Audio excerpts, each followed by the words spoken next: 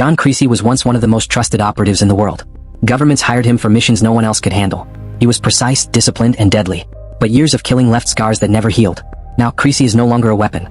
He's just a broken man drowning himself in alcohol, trying to silence memories that refuse to fade. Every night looks the same. A bottle, a loaded gun, and the question of whether life is even worth continuing. At his lowest point, his old friend Rayburn refuses to let him fall completely. He offers Creasy a job in Mexico City, a place where kidnapping has become a business, and wealthy families hire bodyguards just to survive. Creasy doesn't care about the paycheck. He just needs a reason to wake up tomorrow. That's when he meets 9-year-old Lupita Ramos, Pita. She's energetic, curious, and endlessly talkative. Where Creasy is silent and guarded, Pita is warm and fearless. At first, he keeps things strictly professional. Short answers, no emotion, no attachment. But Pita doesn't accept silence. She asks him questions about life, about fear, about whether he believes in God.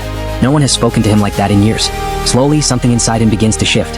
When Pita tells him she wants to win her upcoming swim competition, Creasy agrees to train her, and he trains her hard. No excuses, no shortcuts, no weakness. He pushes her until she thinks she can't continue, then pushes her further. But instead of breaking, she rises. And for the first time in years, Creasy feels something unfamiliar: pride. On the day of the competition, Pita dives into the water with everything she has. The race is close. Every second counts. Then she touches the wall first. She wins. Pita runs toward Creasy, overwhelmed with joy. And he smiles, genuinely smiles, like a father who just watched his daughter conquer the world. For a brief moment, life feels meaningful again. But peace in Mexico City never lasts. One ordinary afternoon, while driving home, a suspicious vehicle blocks their path. Before Creasy can fully react, armed men surround them. Gunfire explodes in every direction. Creasy fights back instantly, shielding Pita with his body as bullets tear through metal and glass. He's shot. Once, twice, multiple times. Still, he refuses to stop fighting. But there are too many of them. Pita screams his name as masked men drag her away. Creasy tries to reach her, but his strength fades. The car door slams shut, and she's gone. Creasy collapses on the pavement, bleeding out under the open sky. Days later, he wakes up in a hospital bed, bandaged, weak, barely alive. There's only one question on his mind. Did they save her? The answer destroys him. The ransom exchange went wrong. Pita didn't survive. In that moment, something inside Creasy dies. Grief turns into something colder, something focused. If the system won't punish the people responsible, he will. Creasy begins hunting every person connected to the kidnapping, one by one. His first target is captured and tied up. Creasy straps explosives to the man's body and calmly explains his situation. Forgiveness is between them and God, he says. My job is to arrange the meeting.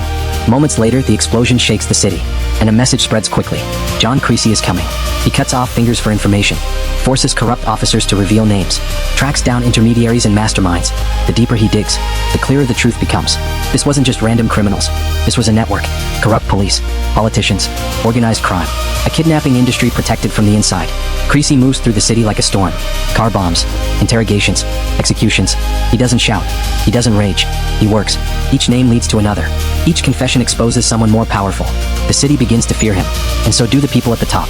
But then, just when the trail seems to end, a phone call changes everything. Pita isn't dead. She's alive. The ransom exchange collapsed in chaos, and she was secretly taken and hidden. Creasy freezes. All the blood he spilled, all the destruction, and she was still breathing. Now the mission changes. This is no longer revenge. This is rescue. The kidnappers agree to a final exchange. Pita for Creasy. No weapons, no backup, no tricks, just him. On a quiet bridge at night, the exchange begins. Pita steps out of a car, confused and frightened. When she sees Creasy standing there, she runs straight into his arms. He holds her tightly, as if trying to freeze time itself. She begs him not to leave, but he already knows this is the only way. He whispers that everything will be okay, even if it won't be for him. Creasy walks toward the kidnappers without resistance. No fear, no hesitation. For the first time in years, he looks at peace, as the car drives away with him inside. His wounds begin to take their toll. He leans back, closes his eyes, and finally lets go.